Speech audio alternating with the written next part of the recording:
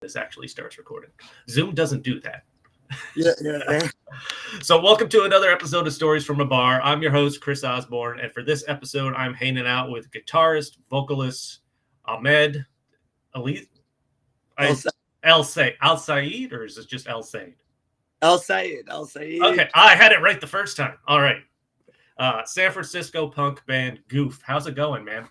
Let's fucking go, baby. I'm excited. I've been rocking out to your new album, G2. It's up on Bandcamp, Judgment Day, all week. Came out a couple weeks ago. Really getting into that. I appreciate you taking the time to hang out and chat, man. Oh, absolutely, dude. We're excited to honestly talk to just anyone who will talk to us about the music and the album. We've been doing it for a few years now, but obviously in the kind of new musical spectrum where like there's a lot more independence and with streaming and like just independence as artists. Like there's not many people talent scouting artists anymore. They're waiting for you to do your own thing and then they're like, oh, let's talk. Yeah, it's some of the stories I've heard was like, yeah, you sound good, but how many TikTok followers or YouTube followers do you have? Is it worth us trying to put time into promoting you and shit like that? And there's a way past that.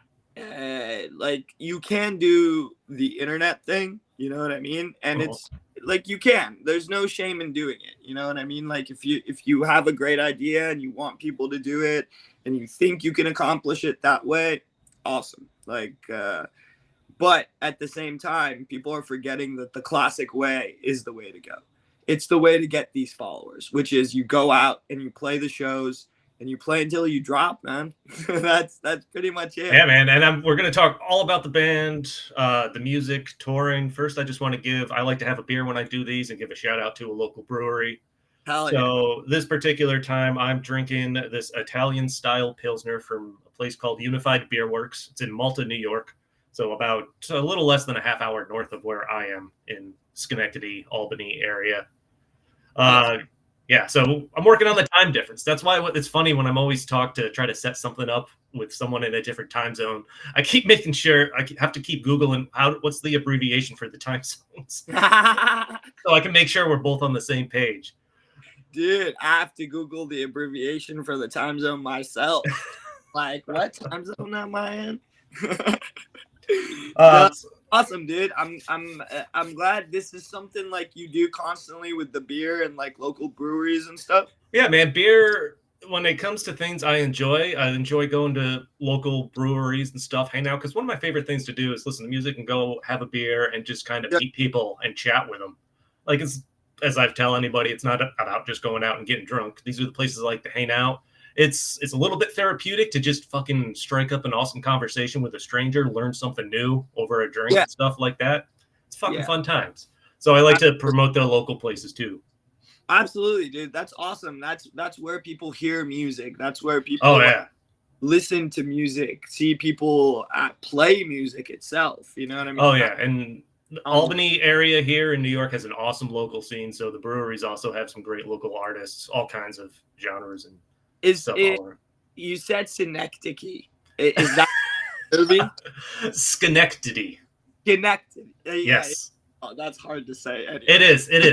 It's funny because it will actually pop up in shows every once in a while. Like there's been a couple episodes of The Simpsons that have actually referenced Schenectady. Really? Yeah. I don't know if you ever saw the animated show Archer. Oh yeah. Yeah, absolutely the spy show. Yeah, they make a joke about somebody going to Schenectady. So it's always fun to see when it shows up. And actually, we've been getting a lot of film exposure in the area between Schenectady and Albany and Troy. HBO's usually in town filming stuff a lot of the time. Yeah. That's awesome. Do you know what could have I seen that HBO has filmed there? The big show is it's that Victorian show, and now I'm blanking on the name of it. I admittedly haven't watched it. It's like this Victorian show. I definitely Yeah, have it's like time. this Victorian show. It's on like season 3, and they film it in the next town over, Troy. But actually, one of the Ryan Gosling filmed a movie here with Eva Mendes. It's the actress. The Place Beyond the Pines. That was out a number of years. Oh, dude, Yeah, that's a great he. movie. Yeah, in That's fact, I used the bank in the movie, so I can say Ryan Gosling robbed my bank.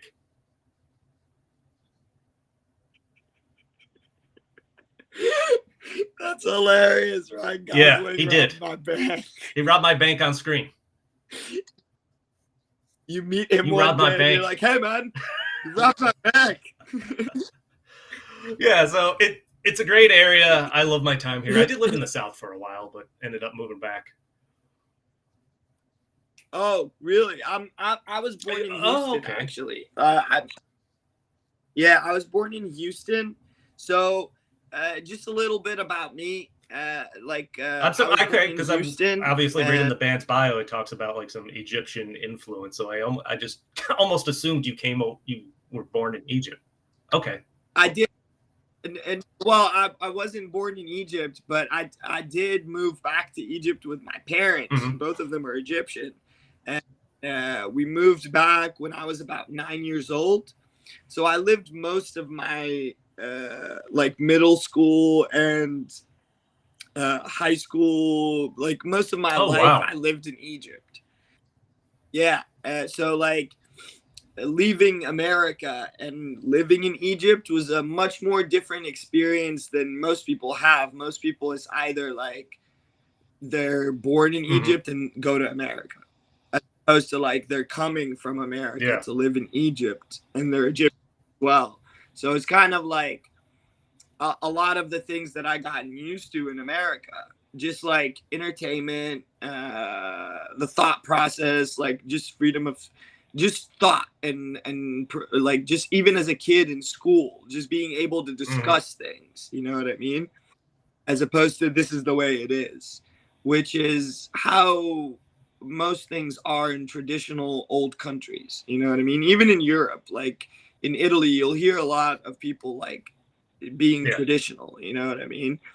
Like the younger generation, even in Egypt, is much more nuanced and much more free, you know what I mean? And okay with like people being gay and like just like the nuance in Mm-hmm. how people live their lives, you know what I mean? Like is much more apparent now because of the younger generation. But honestly, dude, like when I was growing up, like my ex also was Italian at the time, so like she would tell me like people are very traditional in old places, as opposed to like America where there's like this like freedom to discuss things, freedom to like when you're discussing things, there's a certain obviously when it's a heated argument, people push back naturally, but there's this like uh, ability to actually discuss things more freely, and for even if there's like a debate, there's this illusion that like hey man, we're just talking. Yeah. Yeah. You know what I mean? As opposed to like when you say something in Egypt about religion or about how people about culture, people really take it to heart, like they really take it seriously because it's like the way they live their lives. So going to Egypt and like seeing also like being in a part of the world that's moving Mm-hmm. slower than America. Like for example, this is kind of like a good example I like to put is two things. When I moved to Egypt in the 90s, there was maybe like 10 McDonald's. Cool. There's like Yeah. hundreds Once now. you get one, it's like a cockroach. They're all over. But it was the 90s. You know what I mean? Not just that, but like in the late 80s, 92% or 91% of females in Egypt could Oh not wow. read, which is crazy. You know what I mean? And like they started a huge like reading kind of initiative and like schooling initiative for girls.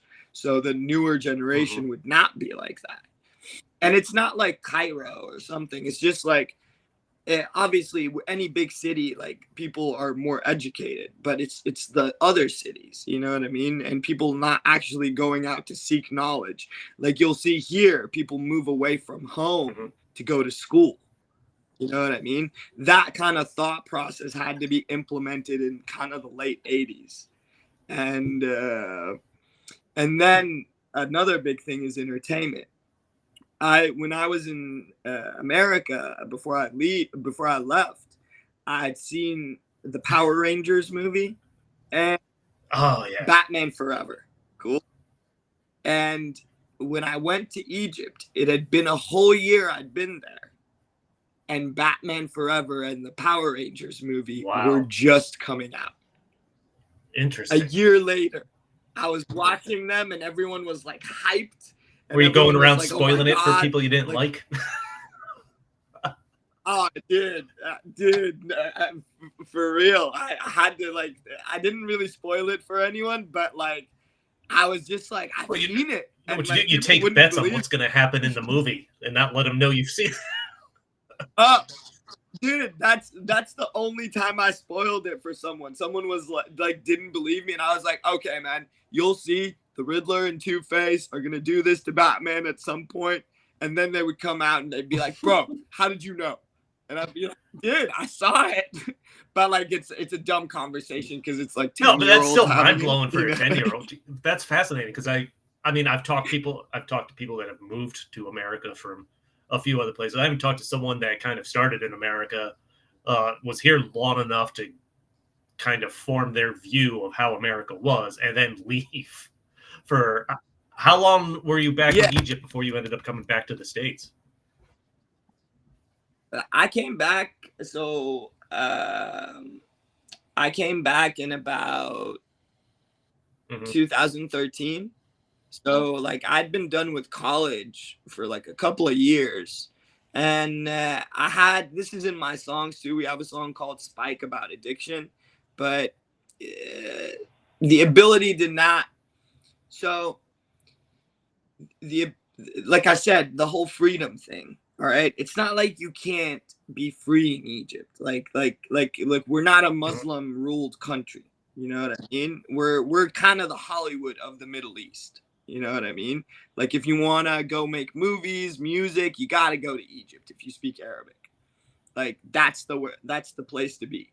And it's a very like tourist oriented area. There's a lot of foreigners there. Like people walk around just dressed freely, obviously within reason. Like you can't just wear like a bikini top Oh and yeah, like walk in the street there. But but women wear mini skirts, and like it's like that's what I mean. There's a certain threshold, as opposed to here hmm, you can push the threshold. Like over there, you can't walk with a bikini top unless it's on the beach. You know what I mean? But here, like a girl can go to class in a bikini top. You know what I mean? And that's kind of the like is that provocative? Yes, it is provocative. Are you catching attention? Yes. But are you supposed to be bothered about it? No. And that's kind of the difference. Like there's always a threshold everywhere. And here the threshold you can push without being kind of hmm, looked down upon. But over there, once you cross that yeah. threshold, it's a gamble. You know what I mean? So like, uh, So, sorry, so is that mainly we were like saying, I admittedly don't know as much as I probably should about Egypt outside of Cairo. Like, what were the big cities? So, were you in the Cairo area, or were you somewhere else? Okay. yeah, I was in the Cairo area. That's where I went to school. That's where I went to my first few years of college, and what's it called? And the other big kind of cities. There's a few smaller big cities, but the other Hmm. big one is Alexandria. That's kind of the similar to Cairo city. Um, and then there's Sinai, which is more of like a tourist area, Okay. kind of next to Israel. And it's like because of the Red Sea and how like the snorkeling and diving, and like it's like a really Oh wow. tropical beach and stuff. Yeah. So we got the Mediterranean Sea, and then the Hmm. what's it called, the Red Sea. And that's where we have a lot of our tourism, basically, other than like people going down the Nile to kind of see like, because like back in the ancient live, they used to live around the Nile for water. You know Oh what yeah. I mean? Yep. And that's kind of where all of the big historical artifacts and like archaeological sites and stuff exist. So that's kind of where people will go to do that. But then we have the beach, you know what I mean? All these Mhm. like beach places that are like super beautiful and on the Mediterranean and the Red Sea. So we have like a really rich uh, Western culture within Egypt. You know what I mean? Interesting. Yeah. Were you so you moved back when you were 9? Were you able to kind of form an idea of what Egypt was prior to actually moving back there? No, no, Okay. I did Okay. not. I thought we were going to Egypt. Like it was just gonna be the same. There's just gonna be the pyramids. Mm. That's it. It's the same. There's just pyramids in places. Yeah. Yeah, there's just pyramids and more sand. Like that's all I thought. I was like, yeah, obviously, like there's that, but I'm sure like there's like Batman the animated series there. Like I'll be fine. You know, that was like my biggest concern. Is there gonna be Batman the animated series there? That's fascinating to leave American come up American culture and just leave and go someplace that's Well, there just wasn't Batman the animated series. well, It was pretty crushing. To I'm like, sure well, they're probably now, but not then. the good thing was my family was actually well off over there. So like we had cable. I'd get Cartoon Network, but I quickly realized that's the difference between America and Egypt. It's the fact that like you can work a normal minimum wage job and have an okay life in America. You can't in Egypt. Really. No, you can't. Like you can live minimum, you can work a minimum wage job. You can be a bartender and take a trip to Paris. You know what I mean? Mhm. You can't do that in Egypt. Like you can't work in McDonald's and save up to take a trip to Hawaii or Paris. That's fair. You know what I mean? Like you can't go anywhere really. You can't really even pay your rent if you work at a McDonald's. You know Interesting. what I mean? So like, yeah, the kind of that's kind of what I realized, that like it's not the fact that Egypt is backwards or something. It's the fact that like everyone is catching up to America and what it's the and Europe and like that those countries example and what they've set up as an economic capitalist system. Like even as a kid, I didn't Mhm. understand it like that, but I quickly saw that. Yeah. You know what I mean? I quickly saw how far ahead like the things existed, but always trying to catch up. Like the internet, it exists faster over there and then becomes faster later Mhm. in Egypt. You know what I mean? There's always this game of like catch up until 2012, which is the Arab Spring Revolution. And that's not only where I saw that things can change in Egypt, because the current administration over there, Mubarak, they were pretty corrupt, like in the sense of like they would be involved in all the businesses. They would be there's a lot of profit happening from the president. He's staying there for about 30 years, something years. You know what I mean? It starts to feel like a kingdom, and the people didn't like that. And the first time I saw the internet being used as a revolution tool in the Arab Spring. And I was like, oh, damn, the internet has made things so fast. It's making everywhere in the world Mhm. catch up in a second. Like now there's more knowledge. People are more advanced. They're smarter in the fast, in the sense. I know we say people are dumber because of Oh yeah. social media and stuff, but the reality is they can talk to each other faster. They can look up anything. It's just what they decide to look up. You know what I mean? And at that time, these people needed more knowledge. They needed better ways to make money. They needed better ways to talk to each other. And they needed better ideas about freedom and about moving forward and about democracy and stuff. So what they found from the internet was we need to stop this. We need to have a change. Now that change didn't result in better things because, like I said, in an old part of the world, you can only push the threshold so much. You know what I mean? So when they pushed the threshold and someone came that they didn't like and another revolution happened, it was very clear that like that part of the world is still ruled by religion and still ruled by biases and like uneducated biases also. And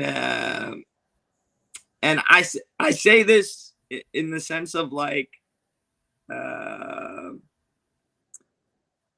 when that change happened, I saw a lot of things return and become worse.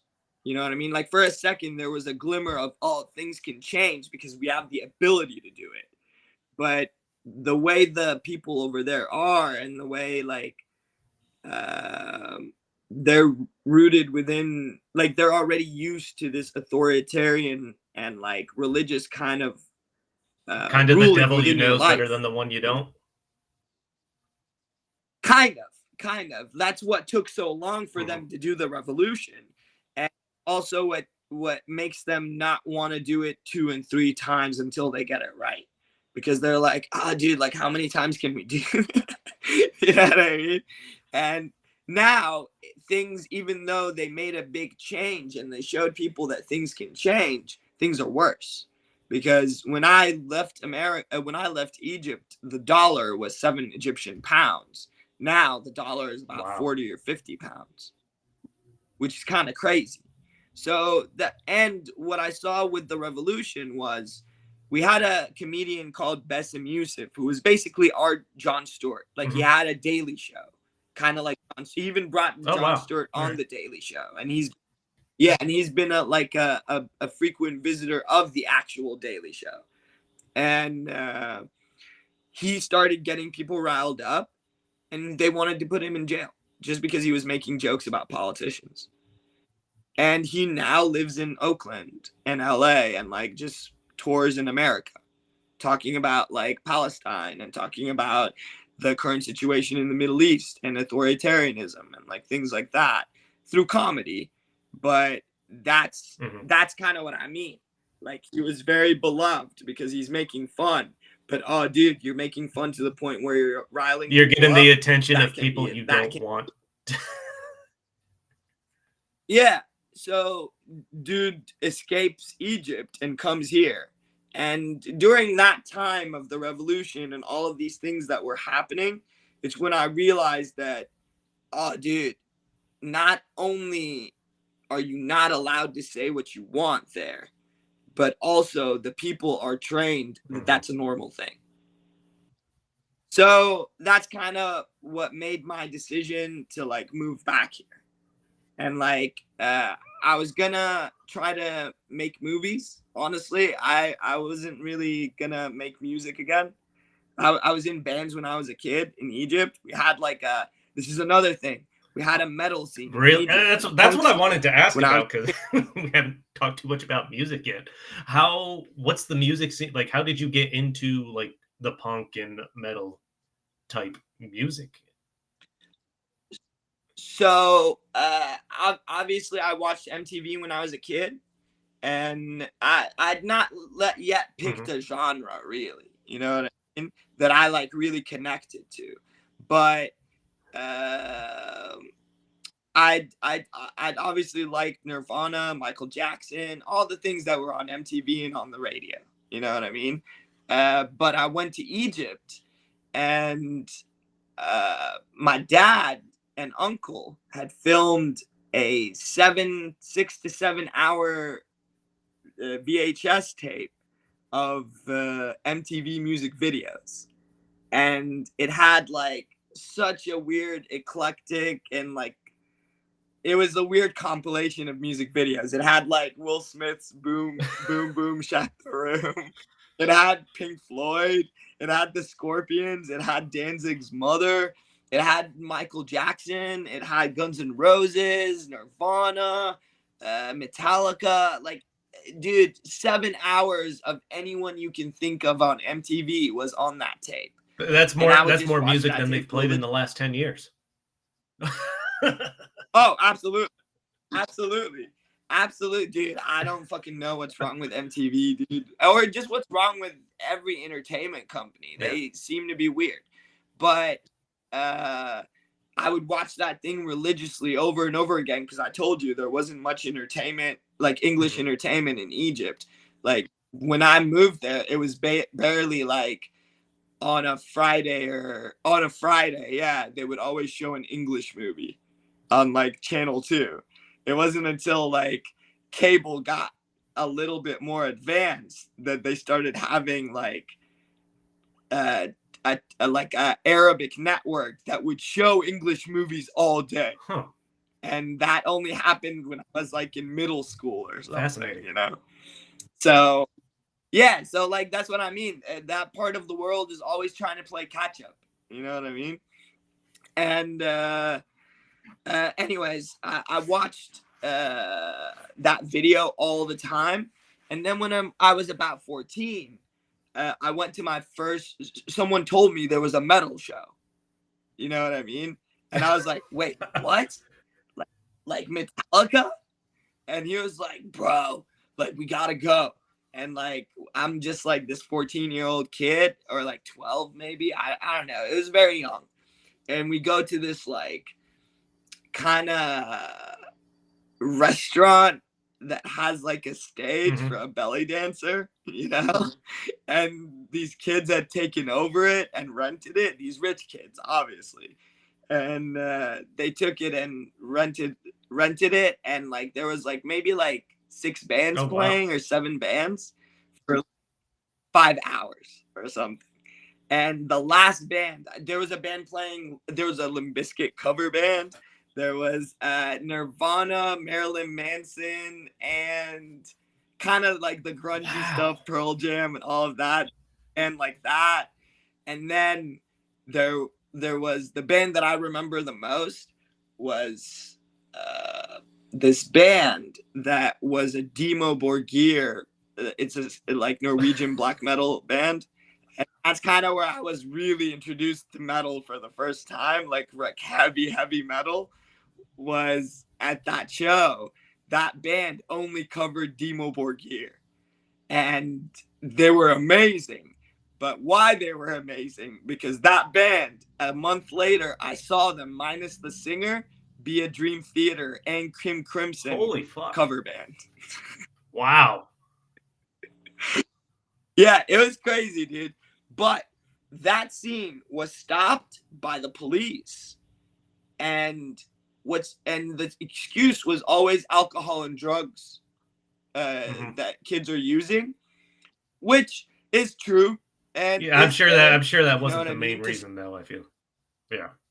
No, because there's a huge EDM scene in Egypt that involves harder drugs. It involves cocaine and ecstasy and like a lot of harder shit going on there, and more sex and more sexual dancing, like all the stuff that like they're supposed to not like.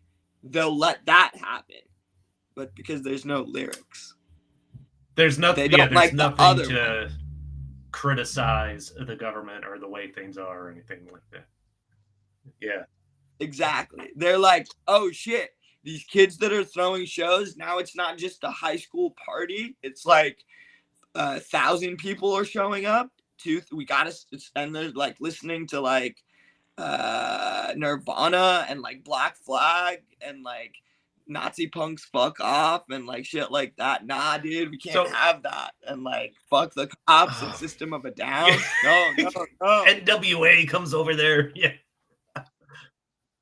Yeah. I mean, well, that would have never happened. Dude, when The Matrix was released, there was an article in the newspaper that The Matrix was not going to be released in Egypt because it discusses a world where there's a possibility that God doesn't exist. Someone wasted a news article that millions of people read just to say so that. Like these American, so like there's a crackdown on like the American metal scene and anything stuff like that. Was there like an Egyptian scene that popped up that was like Egyptian, like original Egyptian punk scene music?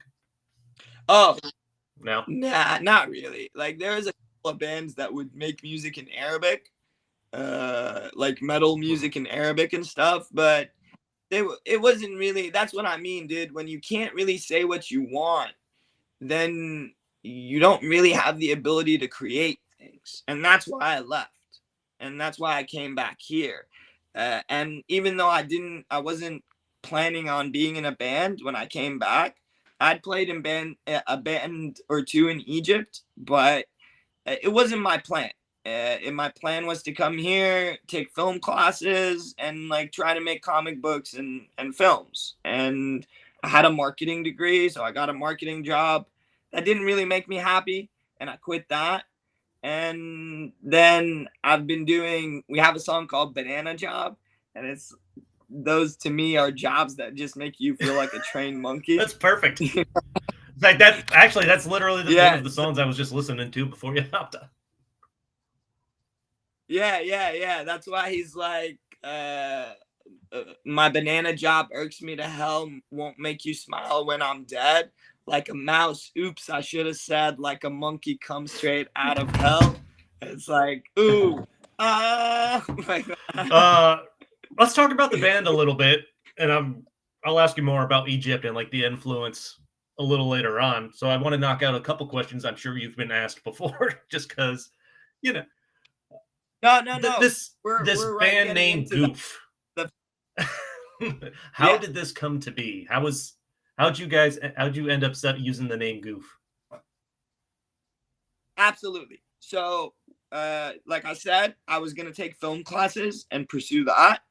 And I did. I went to City College in San Francisco and I took film classes. And I met our first drummer, Josh. We just jammed one day.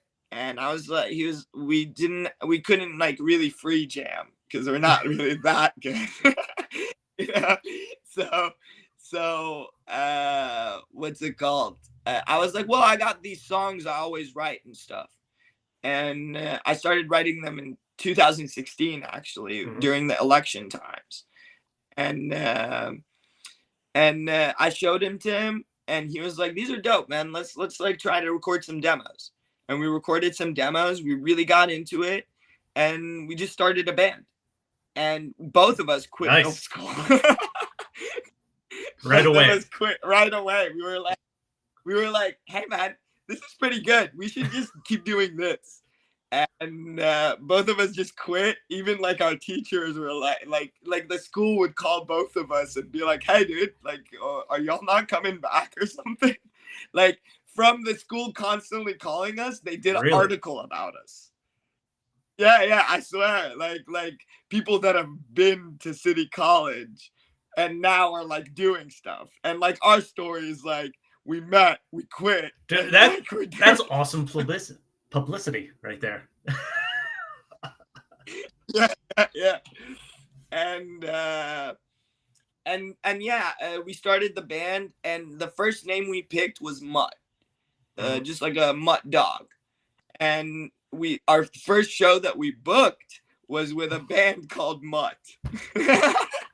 As you were already called Mutt. So, and they were like they've been Mutt for years, and we're like, fuck, man, sure, we'll just think of a new name. And I watched this podcast called H3H3, or like there wasn't a podcast back then. I don't really watch the podcast, but I used to watch the funny videos they made on YouTube. They would make fun of like DJ Khaled and like black toothpaste and like stuff like that. You know what I mean?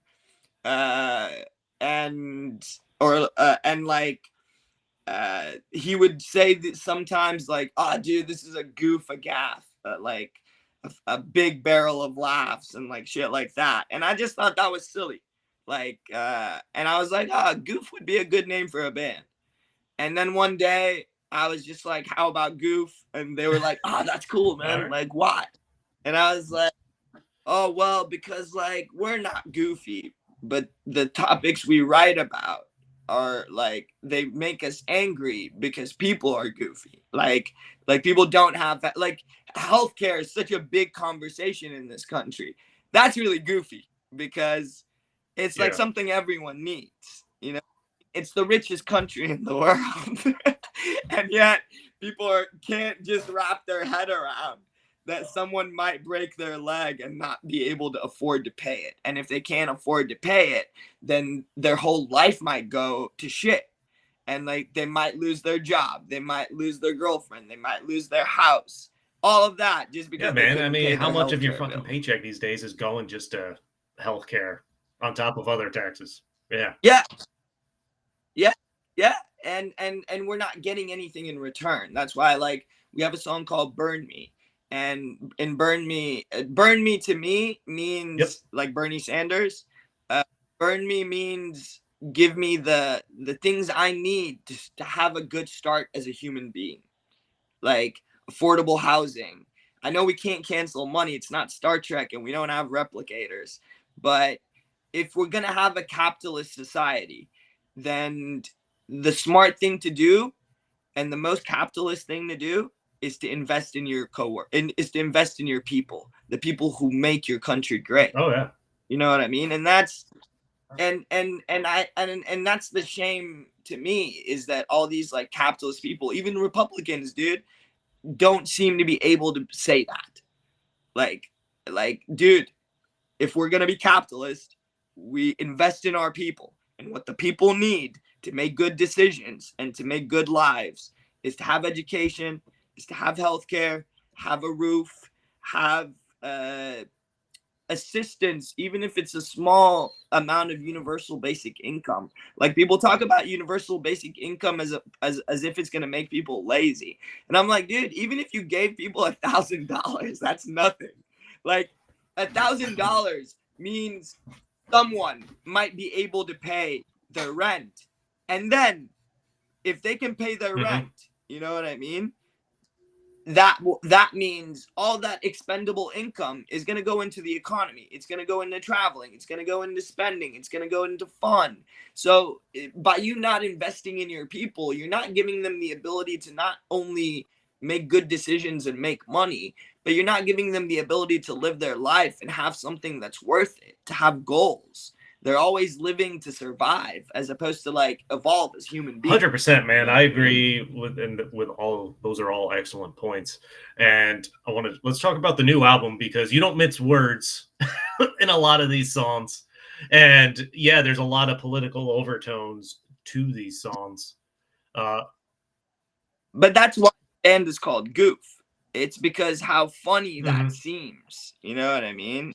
Like, uh, like, like, like these are just like the first track. Like we do this thing with each album where we cover one song. It's the starting track, and it's usually a theme song from a big media thing. So the first album is America, and that track, America, the funny things you do, is the theme song to Holy America's shit, Funniest was Home it? Videos. Yeah, we've got laughs from coast to coast to make you smile, a real I life fucking look grew up at each watching of that you show and to now I capture don't all. remember the theme song. Well, because they do it in this like kind of bouncy Oh yeah. swing ska way, bum, bum, bum, like that, and I do it in a Yeah. more pop punk way. And then the second album, which we're about to talk about, G2 Judgment Day, it's Nader. Yeah, there's a big Terminator theme going on here. Yeah, yeah, and not just that, but like the first track is a cover of the Terminator theme song, Terminator 2 theme song. Mm-hmm. And that's kind of like that encompasses what Goof is about. You know what I mean? Those first two tracks on those two albums, especially, like we think you're funny, and that's why we're Goof. But at the same time, we're not just here to like make fun of ourselves and you. No, this is about real consequences. Like this is real judgment. You know what I mean? Like, what's the point of punk rock if you won't tell people to go fuck themselves when they're wrong? You know what Yeah, I mean? man. So that's kind of where the second album is coming from. It's coming from a place of like judgment and not just like judgmental judgment. It's a way of like not like judgmental in the sense of like who you are as a person. It's it's because that seems to be a theme of the current age. Who you are as a person matters more than what you do, but what you do is the thing that matters. You know what I mean? We just recently saw Bernie Sanders, again, we're talking about him, fall in 2 elections just because he's an old white man, even though he's the only person that's trying to give us social justice, trying to give us not just that, but he's Jewish and he's being called a white man. You know what I mean? And even though I'm not a supporter of, that's another thing, the forgetfulness of nuance. Like I'm Arab, dude. I'm from Egypt. We've had problems with Israel in Egypt. We've had a huge like war between us and them in the 70s because they tried to take Sinai, the tourist place I told you about. We kicked them out. And not just that, but like we really don't fuck with the stuff that's happening in Palestine. You know what I mean? Like coming over, like the Palestine didn't gas any Jews. You know what I mean? So like, why are they being punished for like the sins of like Europe? And that's kind of how we in the Middle East view that. Like, hey, dude, why are you doing the same thing that happened to you to like our neighbors? And that's kind of our attitude towards it. But even though that's my attitude towards the Israeli problem, I'm a huge Bernie Sanders supporter. You know what I mean?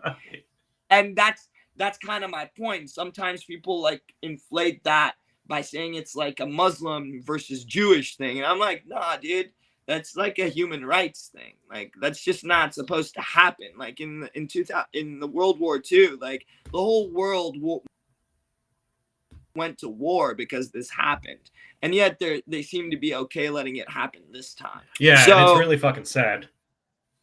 It is, dude. It's super sad. So, but returning to Bernie Sanders, like this seems to be a constant thing that he was like put down because of his identity, because it would just be the same.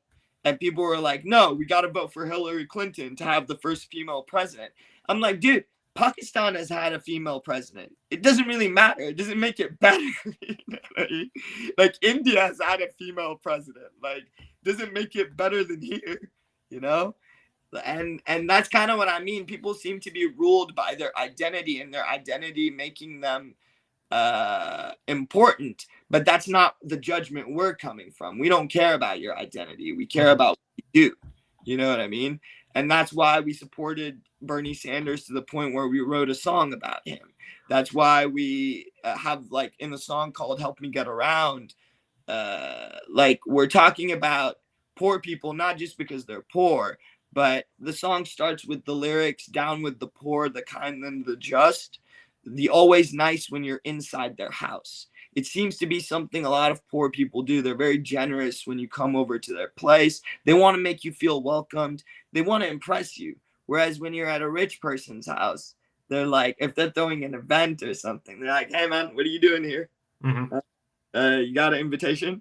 Like, well, what? Who are you again? You know, and not just that, but the second verse is up with the rich, the gross, and the cruel, the always sure about the wrong that they do. Because they're more educated, because they're more powerful, because they have more resources, they always think they know better. And they always, a small amount of people are deciding that everyone else does not matter. Yep. And that's kind of the judgment we're coming from with this album. Like,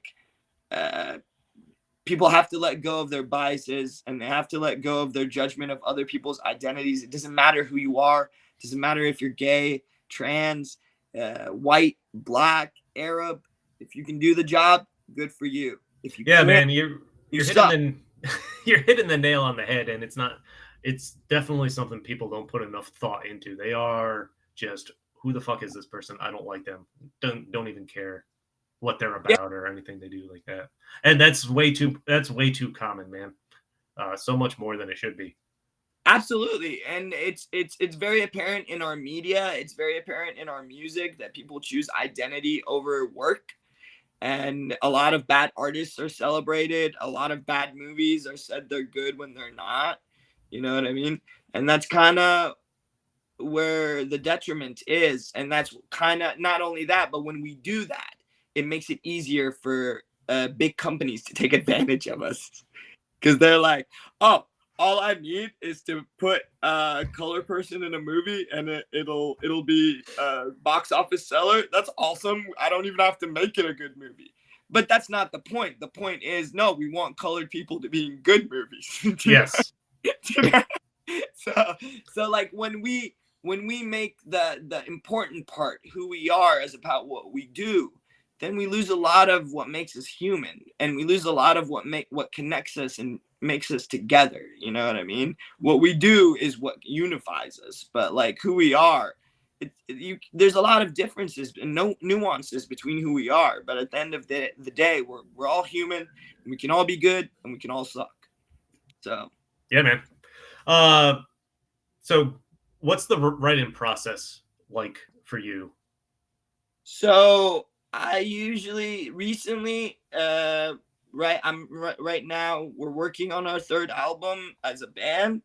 And I say as a band because up till the third album I would write everything acoustically. Like you saw us play on Instagram an acoustic track. Yeah.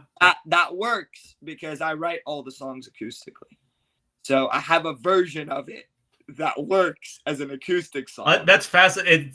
It was fascinating to watch. Yes, because I was watching your Instagram story before hopping on here and watching clips from the acoustic show. It was fascinating to hear the songs in that manner because I've just been listening to the punk versions. Since you reached out, I'm like, but I'm a sucker for acoustic shit like that. I love to see a different life breathed into the songs like that. Well, dude, the Unplugged album and the amount of clean guitar work that System of a Down has, the Unplugged, Alice in Chains, especially, and the amount of clean work that a System of a Down manages to do and pull off in such a beautiful way makes kind of makes me think that oh dude, I guess like you can play these songs like this, like they don't have to be written like that, like on an electric guitar right away with the thought of like it's gonna have distortion here and then chorus here. Like I honestly on the first two albums I only have a distortion pedal, that's it. Like I only cut it off for like the clean songs. But as you can see from the first album too, there's no clean songs on the first album. It's just distortion. The second album has more nuance, has more clean parts because we do like a Pixies thing and like Help. I was going to ask about that one in particular because that's definitely a different tone than the rest of the. Absolutely. It's a different tone than the pop punk. It's a different tone than the metal inspired stuff and the grunge stuff too. It's more of like a Pixies grunge as opposed to like, or like just like the classic like grunge clean distortion. You know what I mean? And I don't know. I just someone explained it better than me when they were reviewing the second album, and they said, just a friend of ours, and he wrote on Instagram, Goof is one of those. A goof is neither punk nor rock nor metal, but a special fourth kind that exists secretly. And no, that's fantastic. Yeah, and that's pretty cool. He likened us to like a lot of the bands that sounded like Motorhead in the 2000s on Adult Swim. And I was like, that's pretty good, dude. That's fucking Adult Swim in the 2000s. That was good shit. Like I miss Space Ghost, Aqua Teen. Dude, I watch that shit all the time. Absolutely, man. So like lyrically, when it comes to like the content for the songs, I talked about you're not mincing words in a lot of this stuff. Sure. A lot of political overtones and stuff like that. Is that kind of the way you've always written your music, or is that something that it kind of developed over the years? Well, I've kind of always been upset with bullshit since I was a kid. Like just not really relating to a lot of religious things. Like my whole family's Muslim, but I'm not anymore. I mean, I respect Islam and I respect all religions in the sense that it's an individual thing that brings peace to certain people. There's a lot of it that don't make sense. No, it is like I'm not a big fan of organized religion in general. I'm like, why can't you just live by trying to be a good person and helping people out? Like, it Exactly. seems like it should be that simple to me. It is that simple. It is, and that's the whole point of like, if someone has to think like you, then you're starting from a wrong spot. Yeah. But I mean, 7 billion people can absolutely not think like you, and that's back to like the Egyptian thing, like individuality thing I told you about, like free speech. It makes you start to be bored, you know what I mean, and like not want to do anything creative. So, anyways, the way that writing works. So with the first 3 albums and the album we're working on, I write the songs acoustically, like I told you, and lyrically, even musically for those albums, I have to feel something and have a topic already to write about. I don't just sit down and be like, I'm gonna play guitar. You know what I mean? Like I don't do that. Like I'll do that sometimes to practice, but it's not how I sit down to write. Like sometimes, like obviously there's certain exceptions where that will happen, where I'm just playing and an idea will come about. But it's mostly I feel bad about something or I feel good about something and I just sit down. I think it's a good enough feeling to start writing about. Like I feel motivated and inspired enough to put these feelings into words and music. And that's why like the songs having that topic and those feelings already there, as opposed to trying to interject feelings in from lyrics into already existing music, is a lot easier for me, and it makes the song more cohesive because everything came together, you know what I mean? Or even if like I don't have the lyrics yet, I know that I made the music to fit a song about Bernie Sanders.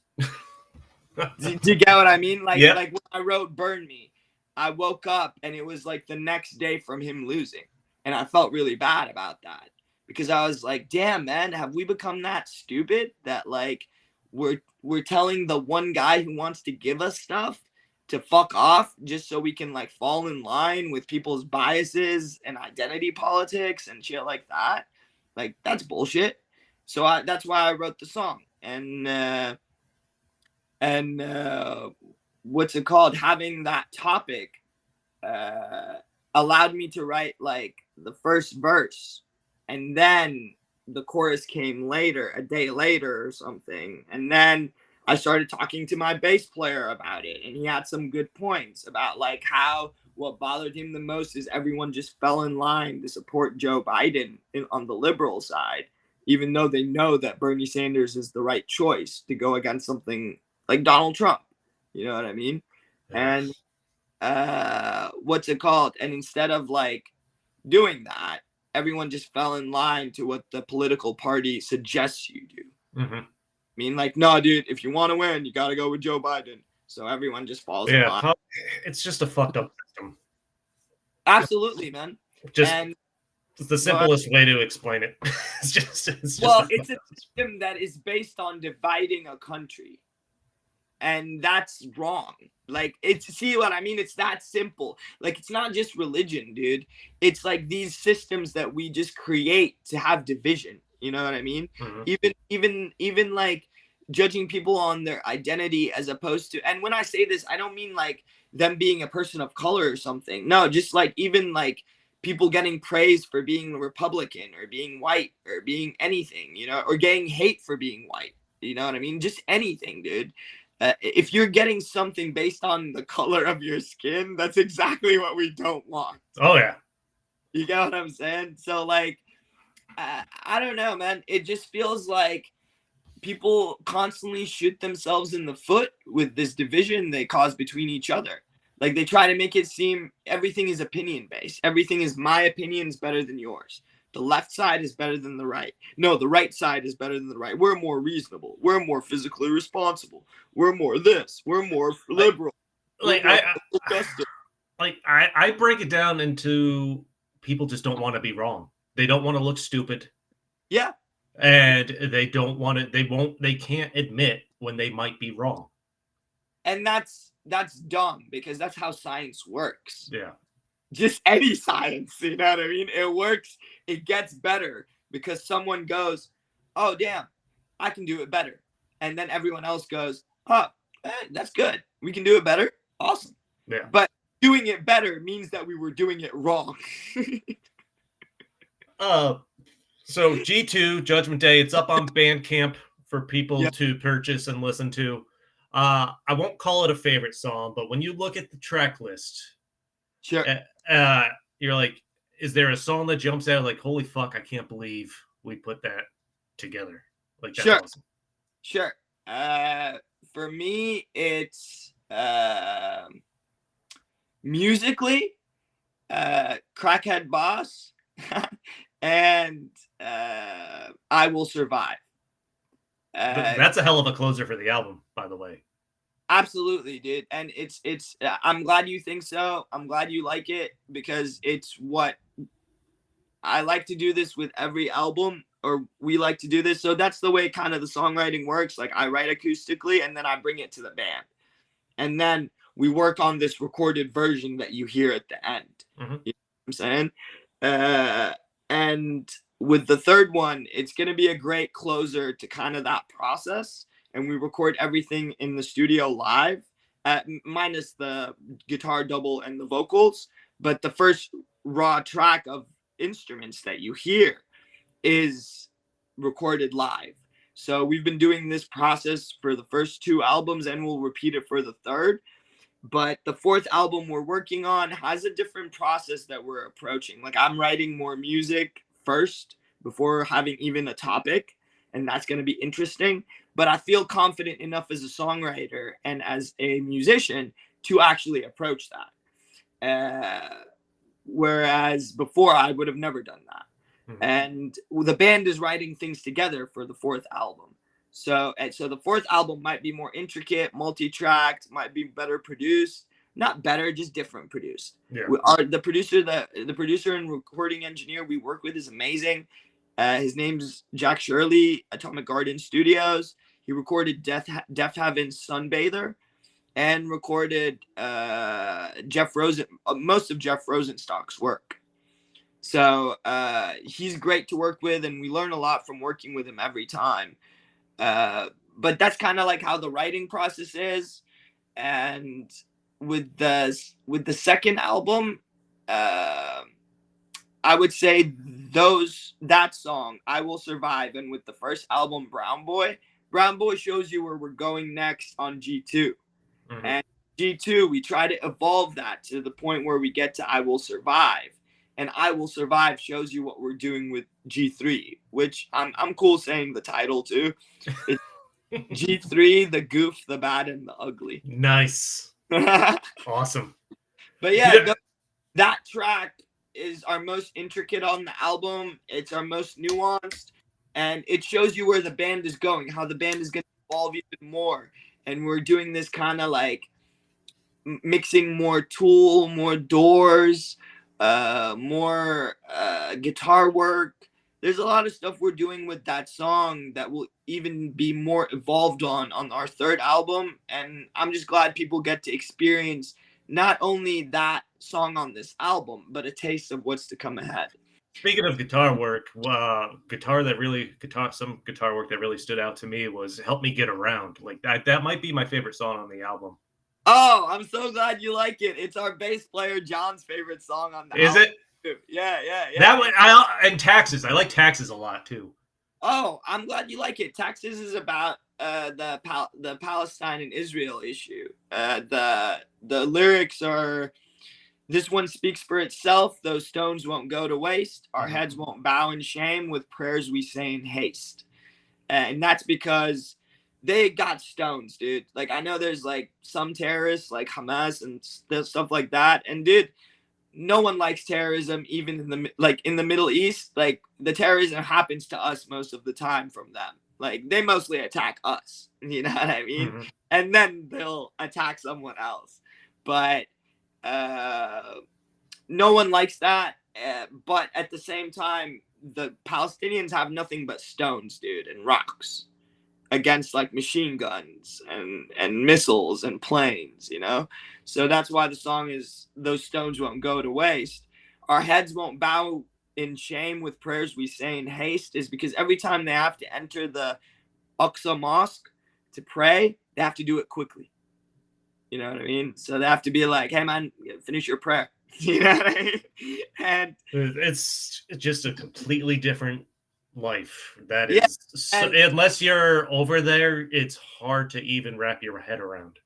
And then there's the real fight, which is the rest of the lyrics are come run with me, break these walls to heal. Stop crying, you'll see this fight was meant to be. So not just stop crying the Palestinians or like this is hard. No, get over it, dude. Let's go.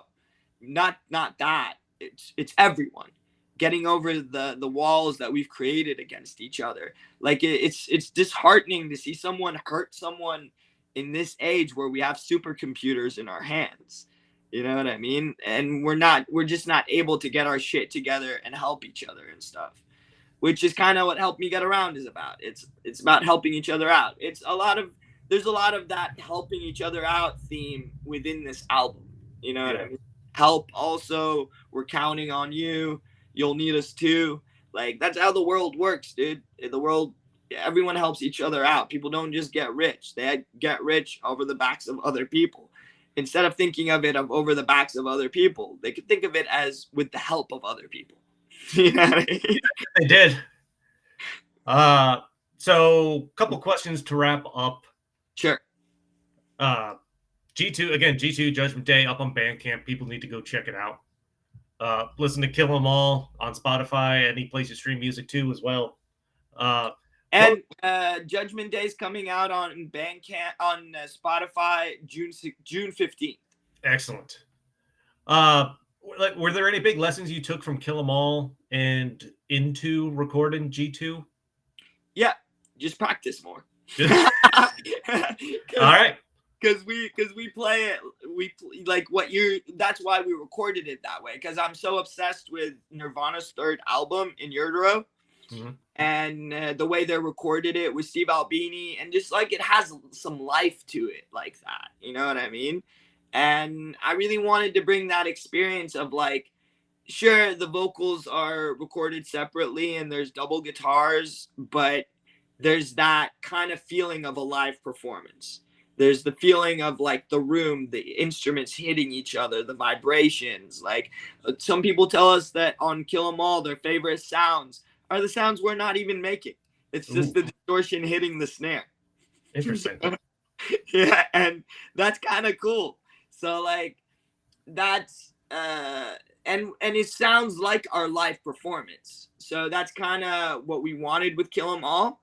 The only thing that we realized was if we want to keep doing this and we have bigger songs and more complicated songs now with G2, we got to practice more.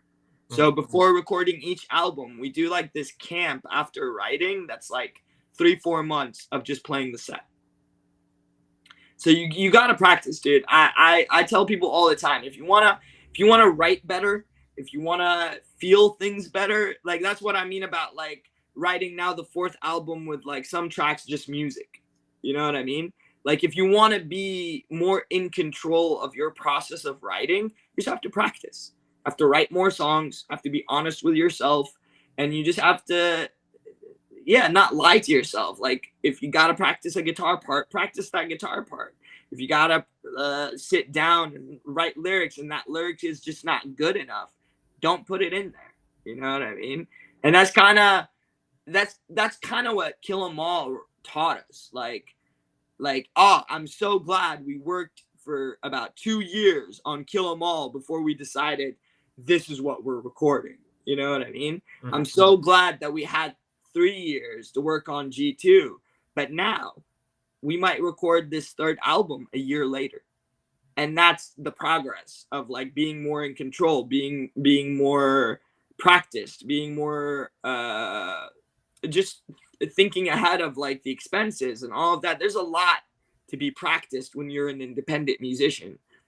You're doing a lot of jobs. So if you're not organized in practice, you won't be able to do the promoter's job. You won't be Yeah. able to do the booker's job. You won't be able to do the songwriter's job, the performer's job.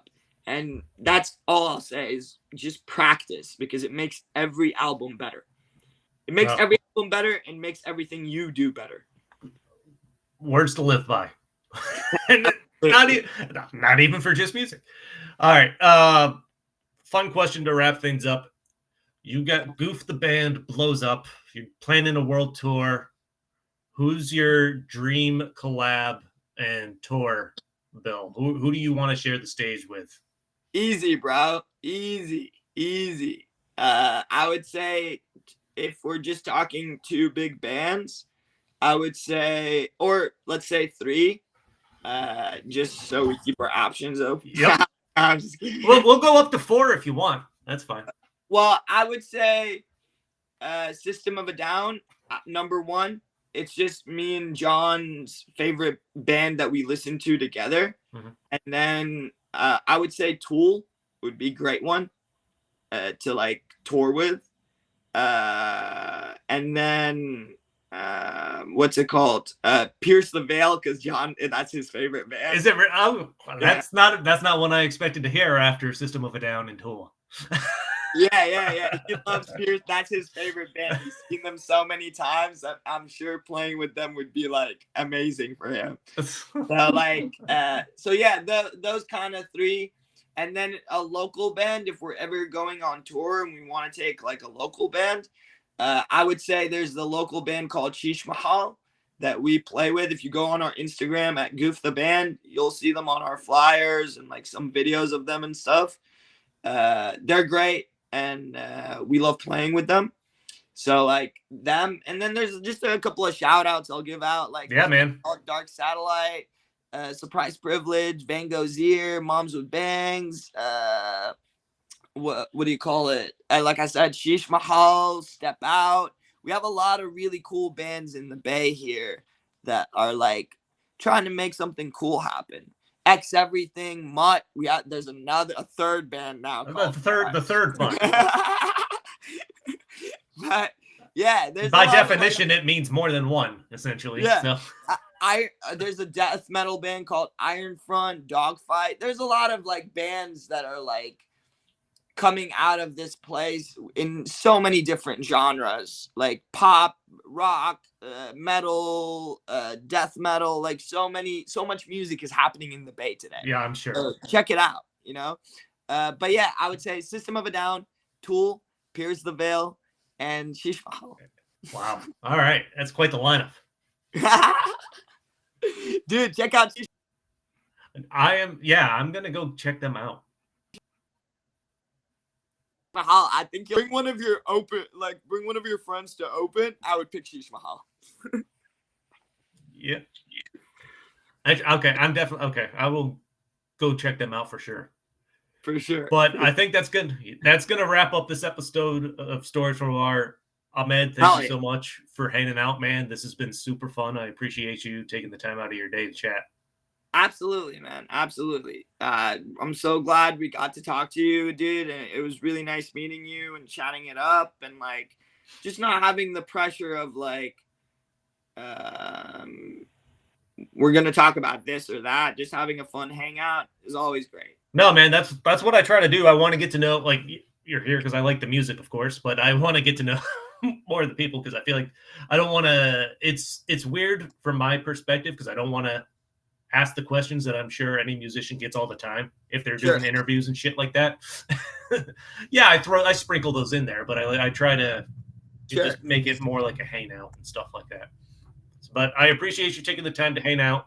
Anybody listening, if you're not doing it already, go follow all of the Goof social media pages. Check out their tunes. Check out their Bandcamp, Spotify, wherever you listen to music. You're missing out if you haven't checked them out yet. Anything else you want to throw in? All right. Huge thank you to everyone out there for checking out the show. You can, of course, follow Stories from a Bar on Facebook, Instagram, and Twitter at StoriesFAB to keep up with everything going on with the show. You'll find Stories from a Bar on all major podcast platforms, so be sure to like, subscribe, and even more importantly, there he is. You there?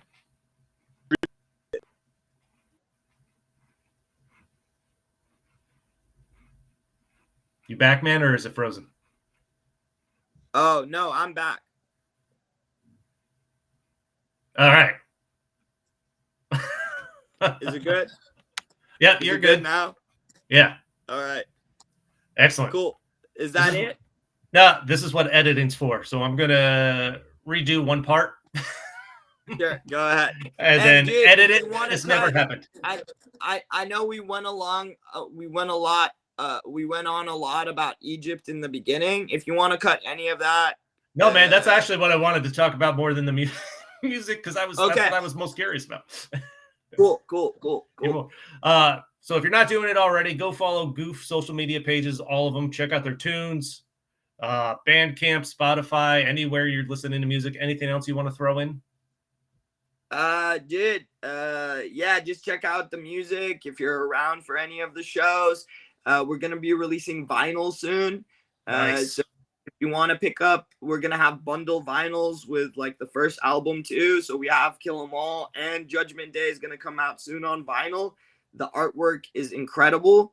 Like, I just want to show y'all before we leave. Yes, by the way, I wanted to give a shout out to the artwork because it really enjoy it for both Kill 'Em All and G2. Oh, sweet. So I have the painting, the original paint.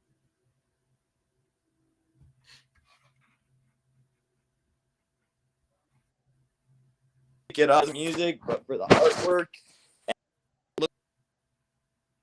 who did the artwork for us is an amazing Oakland with a local artist to like do our artwork. So yeah, we love collaborating, and it's a huge collaborative process with this album with Jack, Shirley, and Atomic Garden, everyone in the band, Galen, Look Snatcher. So check them all out. Awesome.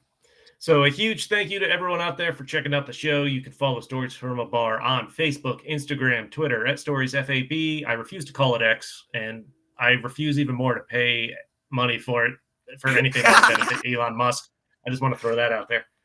To keep up with everything going together, bro. So follow the Stories from a Bar social medias to keep up with everything going on with the show. You'll catch the podcast on all major podcast platforms. Like, subscribe, leave fantastic review, share the hell out of it. Do anything you want in a positive manner. And until next time, cheers. Let's go.